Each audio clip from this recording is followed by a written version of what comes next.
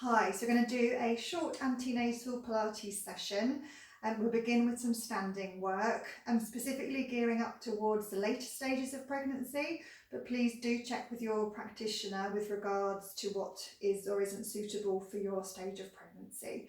So to begin with, if you do have props handy, a roller or just a dining room chair, you can use the back of the chair, maybe a gym ball, perhaps a resistance band or stretchy scarf, or maybe a squishy overball, or perhaps a cushion would do a similar job as well. So just grab bits and pieces that you may need.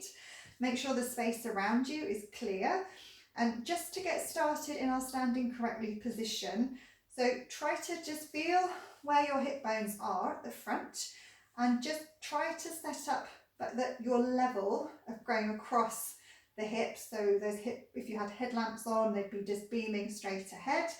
And then it's a bit trickier, we're navigating around your bump, but we're aiming that you can try and find your neutral pelvis. So hip bones could be level with your pubic bone, unlikely with your belly button at this stage, depending on your stage of pregnancy. So just softening your knees a little bit, and you could just do a few little tilts of the pelvis to try and find your neutral pelvis. And as your bump grows, it's going to be harder, and you're going to, because of the shifting centre of gravity, you're going to be pulled more into arching that low back, sticking your bottom out a little bit. So it might be helpful to think about just lengthening that tailbone down to bring your pelvis more to a neutral position and to lengthen out your lumbar spine. So see what works for you and is comfortable for you. So when you've found your neutral pelvis, and those hip bones are really important landmarks, we're going to try and line up your legs in line with your hip bones, aiming towards a parallel position of hips, knees and ankles if possible. Try not to lock out your joints because they're going to be a little bit more flexible than perhaps normal. So in trying not to lock back the knees, you might want to just keep them very slightly soft, a little micro bend of the knees. And then paying attention to your feet. Hopefully we can still see them, if not maybe use a mirror to help you. So spread the toes apart. Possibly you can give them a wiggle, or maybe you could lift and spread them apart and start to try and lower down from little toe towards big toe. It might be all or nothing, but we can have that intention in mind. Just waking up the feet. And then it might also be helpful just to begin to shift your body weight forward and back just a few times. So you're trying to move from the ankles rather than lean from your back or from your bump, just to help you find where you've got even weight across the base of the big toe and the little toe and the heel, and that you're not just letting the arch of the foot roll in, you've got some lift through the arch of the feet as well. So we try and find length and lift away from the floor. Perhaps you can try to find a little bit more space rib to hip. Ribs can soften if possible. Shoulders could widen and neck can lengthen, and you may need to think about a little bit of a chin tuck, especially if you're getting a little bit stuck into that position with the chin and the head poking forward. So set yourself up, and this will be our standing correctly position, as close to this as works for you and is comfortable for you. You can then just release the arms down. If possible, arms and palms can face in towards you. And we'll just do a few easy shrugs or circles of the shoulders. So you might want to begin to just inhale, shrug up, and exhale, release down, or inhale, shrug up, and then maybe circling those shoulders down. So just see how that feels. Watch we don't head back towards the poking the chin forward position, so keeping that sense of length, a little bit of a chin tuck. And then let the shoulders settle. Still search for length throughout the neck and the crown of the head and throughout your spine. And just let your head turn to one side, just looking around your space, keeping that sense of length, and then the other way. It's just a comfortable pace of breath. And then when you settle back in the midline, still searching for length, you can just let your head tilt over to one side, and then we'll come back to the centre, and then over to the other side, and then back to the centre.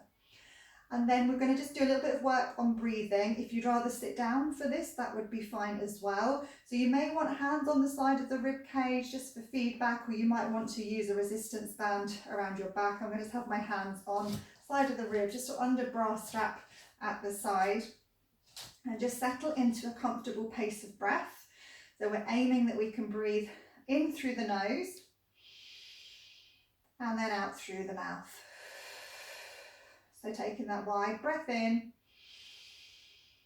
and long breath out. So hopefully you can feel some movement against your hands as you inhale, and you can feel the ribs begin to soften down as you exhale. So just find a pace that suits you. And then the next few times you begin to exhale, try and get a little sense of a little lift and scoop or hug of your bump in towards you. That's how we're going to try and engage our centre. And you can also try to incorporate your pelvic floor to that. So lots to think about, but when you breathe out, a little bit of engagement from the pelvic floor, from the back to the front, and then that little scoop and lift of the tummy or hugging your bump. And then you can inhale with slowly releasing. Okay, so just seeing how that goes. As you breathe out, just engaging pelvic floor back to front and up, and a little scoop or hug of your bump. And then you can slowly release. And as we do that breathing and centering, nothing else is changing. So you stay really lengthened and tall as you find that engagement, that like you're giving your bump a hug from the inside. So we've got the breathing, the centering and our alignment sorted out. And we're going to just start with some easy movements to mobilize hips, knees and ankles. So you may want to have something in front of you, whether it's a roller or a chair back. I'm going to just try and show you from sideways on, so hopefully it's clear. If you don't need to use anything, that's fine, but perhaps just for balance, you might want to be close to a wall, just in case you feel a little bit wobbly or unsteady. So as we go through this next few standing exercises, we're going to try and keep the same distance rib to hip. So we're not trying to wiggle in the hips at this point. We're going to try and maintain that distance.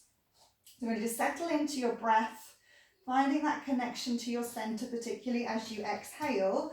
And I'm just going to come to like an easy walking on the spot movement. So as we're doing this, I've got one knee bending as the other leg straightens. And I'm hovering the heel up as that knee bends. Try to keep the hips, knees and the feet aligned as they were when you were just standing correctly. And as you might notice, I'm going to just move that to the side. As you might notice, initially my top half is lifting and lowering as well. And then once you've got used to that, you can perhaps see if you can keep your top half still as you pedal through the feet. So I'm just breathing and centering and beginning to mobilize hips, knees and ankles, keeping that alignment as good as I can. Keeping this as steady as I can, still searching for that length out through the crown of the head. So you can do as many repetitions as you feel up to, but perhaps aiming for between maybe 8 to 10, but see how you feel. And then we're going to lower that down. So that's just got your circulation going and got the blood pumping round, and it's got our ankles, knees and our hips mobilized as well. So other options in this position, we're going to stay in parallel, and you could keep your feet flat on the floor, but make sure that arches of the feet aren't rolling in. As you breath and center, you're just going to soften at the knees. Spine stays quite upright, and then you can inhale to lengthen back up again. So you can breath and center, just softening hips, knees and ankles, pelvis neutral, keeping lengthened. And then I'm going to inhale to lengthen. So that might be enough to work with for now. The other option to add on with is that we add a little heel lift. And when I lift the heels, I'm just coming onto the balls of the feet, not right up onto the toes. And again, use your prop if it's helpful. So I'm parallel, and as you breath and center, I'm going to just hover up onto the balls of the toes. Try and keep your head reaching up to the ceiling as you inhale and just press the heels down. So we're trying to find length through both ends of the spine. And then you can exhale, perhaps add that little knee bend. So we can inhale, lengthen, exhale, hover, inhale, press the heels down, keep that head reaching up, and exhale, little knee bend. Good. So perhaps between 6 to 8, see how it feels for you.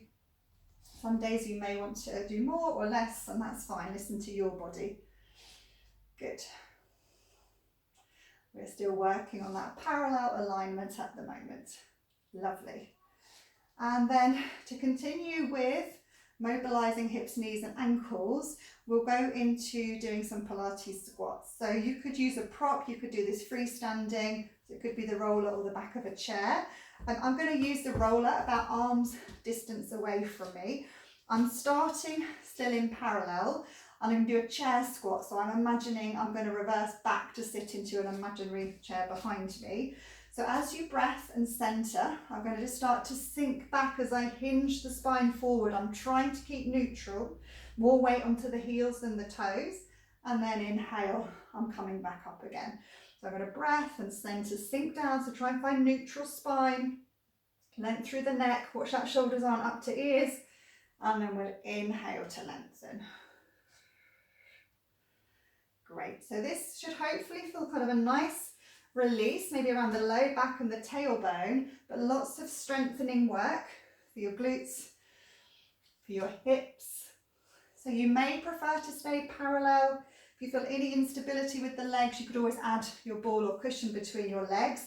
If it suits your hips, you could come to a slightly wider than hip width turned out position, and we'll just do the same squat but with this angle of the leg. So your hips, knees and feet will stay aligned. So you're not going to bring the knees forward, they just stay on whatever path you set from your hips.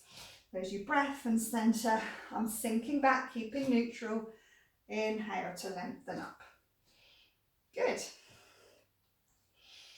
So let those sit bones widen, more weight into the heels, less into the toes, and that should be kinder to your knees as well. Great. And you can do perhaps between 6 to 8 of those. I'm going to just come back towards a parallel position and just a mini squat. So you could have hands on your chair or your roller, or perhaps hands on your thighs. Okay, so I just want to be neutral spine. Watch the shoulders haven't crept up. So as you breath, center, hugging your bump, just begin to try and round into a slight C curve of your spine. And then inhale, we're going to find a neutral position, or perhaps it's comfortable to just shine your gaze and breastbone forward a little, opening out the chest and the collarbones. And then you pass through neutral, so you can exhale as you come towards your rounded cat shape. Inhale, maybe pausing at neutral, perhaps a little bit of extension. I'm slightly feeling a bit of openness through the sit bones as well as shining the gaze and breastbone forward. So we're just trying to mobilize your spine in a comfortable position. So just see how that feels for you. The quads do have to work a little bit by maintaining that position, so you could always come up whenever you need to, then come back down into position. So there's just a few standing exercises that I hope will be helpful to get you moving and get you strong. So I hope you get on well with those, but let me know. Thank you.